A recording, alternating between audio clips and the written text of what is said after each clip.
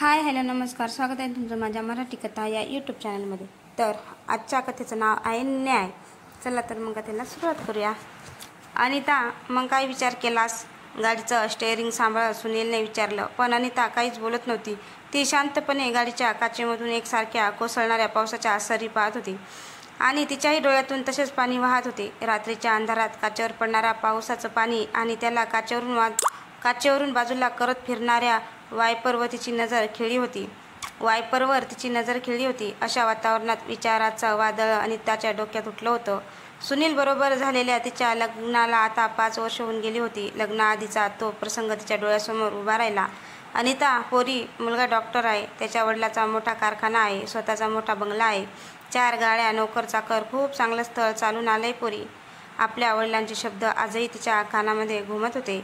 अनिता, मी काय विचारतोय?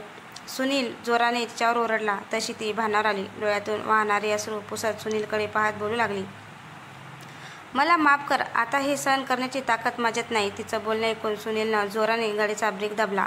चल, गाडीतून खाली उतर, सुनील रागाने तिला बोलू लागला। अनिता घाबरली। रात्रीचे 11 वाजलेले, पावसाची रिपरिप सुरूच होती। घर अजून खूप लांब होते, तरी सुनील गाडीतून उतरण्यास सांगत होता। सुनील न हात पुढे करून अनिताच्या बाजूचा कारचा दरवाजा उघडला आणि पुन्हा तिला उतरण्यास सांगितलं। अनिता हात जोडून त्याच्यासमोर विनवण्या करू लागली, पण सुनील काही ऐकण्याच्या मनस्थितीत नव्हता। त्यानं अनिताचा दंड पकडला आणि बाहेर खेचत गाडीतून जबरदस्ती खाली उतरवलं। ती रडू लागली, अहो, इतक्या रात्री मी कशी घरी येऊ? असं करू नका हो प्लीज, मला खूप भीती वाटते। मग नको येऊस, आणि मेलीस तरी चालेल, मी तरी सुटेन। तसाच गाडीतून सुसाट वेगाने निघूनही गेला। पावसाची रिपरिप त्यात निर्जन ओसाड रस्त्यावरती एकटीच पावसात भिजत दूर दूर जात असलेली सुनीलची गाडी पाहत उभी होती। पण हे काय तिच्यासाठी नवीन नव्हतं। मारहाण करणं, 3-4 दिवस उपाशी ठेवणे, नोकरापेक्षा वाईट वागणूक, हे सर्व अनितासाठी नेहमीचंच। सुनीलची गाडी आता दिसेनाशी झाली तशी ती त्या निर्जन रस्त्यावरून अनिता पुन्हा घराच्या दिशेने चालू लागली। पावसाची संततधार सुरूच होती। रस्त्याचा दुर्धापा ताट झाडी दिसत होती। पावसाच्या पाण्याने भरलेली छोटी छोटी पाण्याची डबके, त्यातच मोठाले पावसाळी बेडकाचा आणि रातकिड्यांच्या कर्कश आवाज सुरू होता। जणू दोघा समुदायाची ओरडण्याची स्पर्धा सुरू होती। जड पावलांनी अनिताचा प्रवास सुरू झाला। वाट हळूहळू मागे पडू लागली तशी अनिता आपल्या विचारामध्ये गुरफटली। संपवून टाकावं स्वतःला, एखाद्या भरधाव वाहनाखाली उडी टाकावी की विहिरीत जाऊन पडावं। इतक्यात कोणाच्या तरी रडण्याचा आवाज येताच विचाराच्या गर्गेतून ती झटकन बाहेर पडली। तिचं मन त्या आवाजावर एकाग्र झालं। ती जागेवरच थांबली आणि आपले कान खळे करून तो आवाज ऐकू लागली। जवळच कुठेतरी एखादं लहान बाळ रडत होतं। आवाज येऊ लागला। रात्रीचा भयान शांतता मुलांच्या त्या आवाजानं भंग झाली। तिला आश्चर्य वाटलं। आजूबाजूला कुठेच घर झोपडी काही दिसत नाही। मग मुलं रडतंय कुठे? मागे फिरून पाहिलं, पण रात्रीच्या अंधारात काही दिसत नव्हतं। अचानक त्या मुलांच्या रडण्याचा आवाज येईनासा झाला तशी ती पुन्हा घराच्या दिशेने चालू लागली। विचार एकसारखे तिच्या डोक्यात फिरत होते। मनातल्या मनात देवांशी भांडत होती, देवा, का मला स्त्रीचा जन्म दिलास? मी काय पाप केलं होतं? का माझ्या नशिबी इतकी निष्ठुर निर्दयी माणसं आली? अनिता आपल्याच विचारांत मग्न होऊन चालत होती। पाऊस आता थांबला होता। काही अंतर चालत ते एका पुलावर आली। शहरातून येणारा गटारीचा पाणी त्या पुलाखालून जवळच्या नदीत मिसळायचं। नाल्यातून पाणी खूप जोरात वाहत होतं। इतक्यात तिला लहान बाळ रडण्याचा आवाज येऊ लागला। तिच्या लक्षात आलं, हा आवाज मागेही येत होता। ती आता बाळाचा शोध घेऊ लागली। तो आवाज पुलांच्या जवळून येत होता म्हणून पुढे जाऊन पाहू लागली। एक लहान मूल नाल्याच्या बाजूने रांगत वर येताना दिसत होतं। तिने ओळखलं की कोणीतरी आपलं नको असलेलं बाळ नाल्यात फेकून गेलंय। अनिता आपला तोल सावरत खाली उतरली। दोन्ही हाताने त्या बाळाला उचललं, वर घेतलं आणि रस्त्यावर आली। ते खूप रडत होते। चिखलाने माखलेलं त्या बाळाचं शरीर ती साडीच्या पदराने स्वच्छ करत बाळाला शांत करू लागली। पण ते काही केल्यास शांत होत नव्हते। काय करावे हे तिला सुचत नव्हतं। इतक्यात तिला आपल्या मागे कोणीतरी असल्याचं जाणवलं। मागे वळून पाहिलं तशी अनिता थोडी दचकली, कारण काही अंतरावरच 5 ते 6 वर्षाची एक मुलगी उभी होती। पावसाने पूर्ण भिजली होती। विस्कटलेल्या केसांमधून पाणी गळत होतं। अंगातला फ्रॉक ठिकठिकाणी फाटला होता। पायात काहीच घातलं नव्हतं। शांत नजरेने ती अनिताकडे एकसारखी पाहत उभी होती। हातातील त्या बाळाला शांत करत अनिता त्या मुलीजवळ गेली। बाळ, तुझं नाव काय? एवढ्या रात्री इथं काय करतेस? आणि तुझे आईबाबा कुठे आहेत?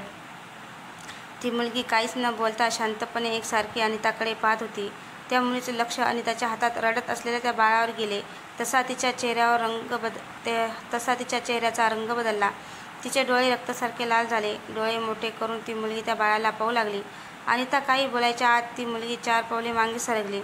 आपल्या हाताच्या दोन्ही मुठी करकचून आवळलेल्या डोळे मोठं करून जोराने किंचाळू लागली. तिच्या भीषण आवाजानं अनिताच्या डोक्यात मुंग्याचं वारं उठलं. भीतीने तिचं सर्वांग थरथरू लागलं. अनिता भयभीत होऊन समोर पाहत होती. ती मुलगी अनिताच्या समोरून पुलाच्या दिशेने वेगात धावत सुटली. अनिताही हातातील बाळाला आपल्या पदराखाली घेऊन तिच्या मागे जाऊ लागली. ए बाळ, थांब, पळू नको, पडशील. काही समजायच्या धावत जाऊन त्या मुलीने पुलाच्या कडट्यावरून नाल्याच्या वाहत्या पाण्यात झेप घेतली आणि नाहीशी झाली. हे भीषण दृश्य पाहून तिचे डोळे पांढरे झाले. तिचं सर्व अंग शहारलं. मदतीसाठी आजूबाजूला पाहू लागली. इतक्यात तिला लांबून एक गाडी येताना दिसली.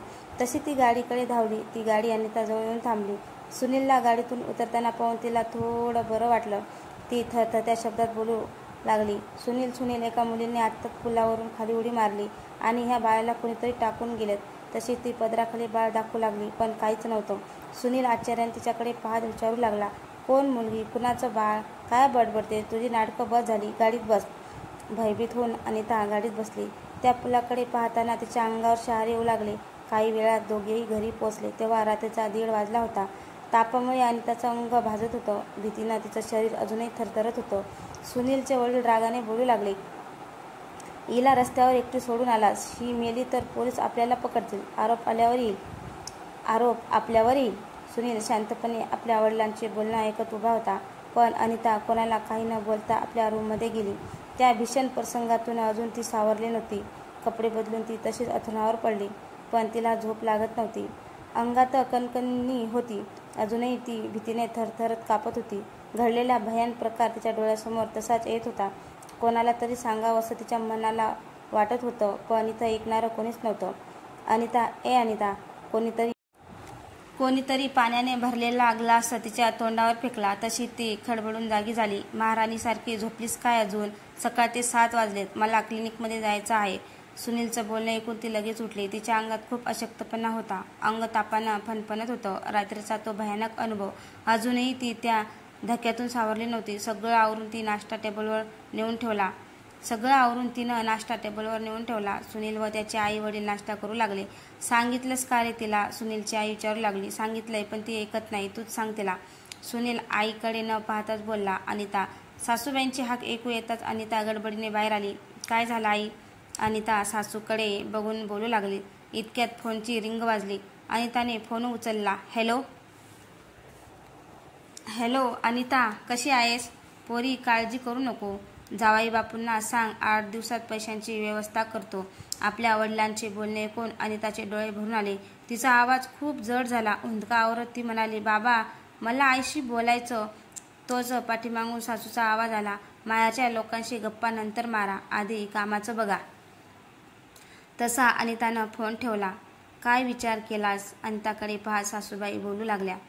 अनिताच्या डोळ्यात पाणी आलं. ती त्यांच्यासमोर हात जोडून बोलू लागली. माझ्या पोटातल्या बाळाला जन्म घेऊ द्या हो. तुम्हाला मुलगी नको म्हणून माझा 7 वेळा गर्भपात केला, तोही माझ्याच नवऱ्याने. स्वतःच्या मुलींना गर्भातच मारताना तुम्हाला काहीच कसं वाटत नाही? अहो, देवाची इच्छा आहे या घरी मुलगी जन्मावी. हे ऐकून सुनील ताडकन उभा राहिला. रागाने तो अनिताकडे आला आणि तिच्या मुस्काटात हाणली. देवाची इच्छा काय आहे आम्हाला सांगतेस? इथं देव परमेश्वर, आम्ही डॉक्टर आहोत. सुनील तिला फरफटत बाहेर घेऊन गेला आणि कारमध्ये बसवले. गाडी स्टार्ट केली. दोघेही सुसाट वेगाने जाऊ लागले. काही वेळात ते क्लिनिक जवळ पोहोचले. रडणं बंद कर, माझं क्लिनिक आलंय, डोळे नीट पुस आणि इथं काही नाटक करायची गरज नाही. ती काही न बोलता गाडीतून खाली उतरली. अंगात भारी अशक्तपणा होता. सुनीलच्या मागे चालत ती आत आली. सिस्टर, ऑपरेशनची तयारी करा. सुनीलने नर्सला आदेश दिला.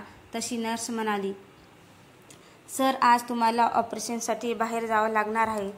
कालच बोलणं झालंय तुमचं. हातातला घड्याळ पाहत सुनील म्हणाला, ओ गॉड, 11 वाजले. माझ्या लक्षात कसं नाही? ठीक आहे मॅडमकडे लक्ष द्या. एवढं बोलून सुनील तिथून बाहेर पडला. अनिता हॉस्पिटलमधील पेशंटना पाहत होती. संध्याकाळ झाली तरी सुनीलचा पत्ता नव्हता. अनिता मॅडम इकडे आराम करा, साहेब आले की मी तुम्हाला सांगते. अनिता तशीच बेडवर पडून विचार करू लागली. अनिता, ए अनिता, चल उठ लवकर. सुनील तिला झोपेतून उठवत होता. तिच्या डोळ्यावर अजून झापड होती. ती काही न बोलता त्याच्या मागून चालत जाऊन गाडीत बसली. पाऊस सुरूच होता. गाडीतून ते घरी निघाले. काही अंतरावर तो पूल होता. जवळ येणाऱ्या त्या पुलाकडे ती एकसारखी पाहत होती. ओ गॉड, हिला पण आत्ताच पंक्चर व्हायचं होतं. तू गाडीत बसून राहा, मी टायर बदलतो. सुनील गाडीतून खाली उतरला. अनिता त्या पुलाकडे एकसारखी पाहत होती. वातावरणात भयान शांतता पसरली होती. अचानक तिला एका बाळाच्या रडण्याचा आवाज येऊ लागला. ती गाडीतून खाली उतरली आणि पाहू लागली. तेच बाळ चिखलातून रांगत सरफळत किंचाळत वर तिच्या दिशेने येत होतं. अनिताच्या लक्षात आलं, काल हेच मूल इथंच होते. अनिता आता चांगलीच घाबरली होती. भीतीने तिच्या अंगावर सर्रकन काटा आला. तिला समजत नव्हतं की काय चाललंय. ती सुनीलकडे धावली, पण तो कुठेच दिसत नव्हता. सुनील, सुनील, कुठे आहात तुम्ही? ती जोरजोरात हाका मारू लागली. तोच आणखी 1, 2, 3, 10, 15 लहान मुलं त्या पुलाखालून जाणाऱ्या नाल्याच्या बाजूच्या चिखलातून रडत ओरडत किंचाळत सरपटत वर येत होती. भेदरलेल्या नजरेनं अनिता सगळं पाहत होती. कानाचे पडदे फाटतील अशा किंचाळ्यांनी परिसर थरारला. ती भीतीने थरथर कापत होती.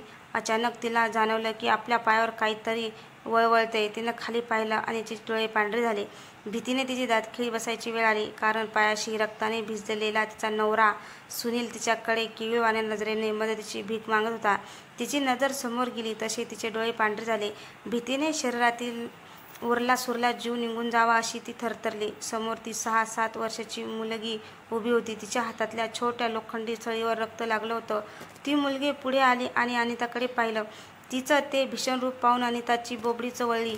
चिंब भिजलेली डोळ्याच्या दोन्ही खोबण्या रिकाम्या होत्या. अनिताकडे पाहून ती जोराने किंचाळली आणि हातातली सळी खसकन सुनीलच्या छातीत घुसवली. सुनील वेदनेने कळवळत होता. ते पाहून अनिताने हाताच्या मुठी करकचून आवळल्या आणि किंचाळू लागली, पण तोंडातून आवाज फुटत नव्हता. आता ती सुनीलला त्या वाहत्या पाण्याच्या नाल्याच्या दिशेने चिखलातून फरफडत नेत होती. पाण्यातील माशांनी खाल्लेली अर्धवट शरीराची लहान लहान मुलं रांगत रांगत पुन्हा पाण्यात जात होती. सुनीलचं शरीर जखमांनी भरलं होतं. तो रडत होता, आयुष्याची भीक मागत होता. नवऱ्याची अशी अवस्था पाहून अनिता थरथरली. ती मोठ्याने ओरडण्याचा प्रयत्न करत होती, पण आवाज फुटत नव्हता. अनिता आपल्या नवऱ्याच्या मदतीला पुढे जाऊ लागली, पण तिचे पाय जमिनीत रुतल्यासारखे जड झाले होते. तिला जागचं हलता येत नव्हतं. सुनील अजूनही तिच्याकडे पाहत जोरजोरात किंचाळत होता. ती मुलगी पाण्यात उतरली. मागे वळून तिनं अनिताकडे पाहिलं आणि त्याला खेचत नाल्याच्या पाण्यात गेले. सुनील आता त्या पाण्यात डुबून वाहत गेला तशी अनिता जोराने किंचाळली, अनिता मॅडम, अनिता मॅडम. सुनील सरांना वेळ होईल, ते तुम्हाला न्यायला सकाळी येणार आहेत. तुम्ही आराम करत होता म्हणून उठवलं नाही. समोर दुसरीच उभी नर्स होती. अनिता खडबडून जागी झाली. ती घामाने भिजली होती. भिंतीवरील घड्याळात पाहिलं. रात्रीचे 1:30 वाजून गेलेले. किती भयानक स्वप्न होतं. अनिता स्वतःशीच बोलू लागली. तिला सुनीलची काळजी वाटू लागली. केबिनमधून बाहेर येऊन पाहिलं तर ठिकठिकाणी पेशंटचे नातेवाईक झोपलेले. ती पुन्हा कॅबिनमध्ये जाऊन झोपून गेली. Anita madam, Anita madam. अनिता जागी झाली. समोर ती नर्स आली आणि कॅबिनच्या दरवाजाबाहेर एक कॉन्स्टेबल उभा होता. घड्याळात पाहिलं. सकाळचे 6 वाजले होते. मॅडम, तुम्हाला सोबत यावं लागणार आहे. तिला आश्चर्य वाटलं, पण ती तशीच ॲम्ब्युलन्समध्ये बसली. सोबत नर्सही होती. तसेच ते पुढे घराच्या दिशेने निघाले. रस्त्यात लागणाऱ्या त्या पुलावर लोकांची गर्दी दिसत होती. अनिता खाली उतरली. काही अंतरावर सुनीलची कार उभी होती. पुढचं एक चाक पंक्चर होतं. काय झालंय तिला समजत नव्हतं. इतक्यात तिला कोणाच्या तरी रडण्याचा आवाज येऊ लागला. पुढे जाऊन पाहिलं तर अनिताची सासूबाई छाती बडवून घेत रडत होती. जमिनीवर सुनीलचं प्रेत पाहून अनिताचे दात खिळीत बसले. ती एकसारखं सुनीलचं प्रेत पाहत होती. मागे लोकांची कुजबूज सुरू होती. डॉक्टर होता. गर्भलिंग चाचणी करायचा. मुलगी असली तर ऑपरेशन करायला लोक यांच्याकडे यायचे. त्या मुलीचं मेलेलं गर्भ याच नाल्यात टाकायचा म्हणे. कितीतरी स्त्रिया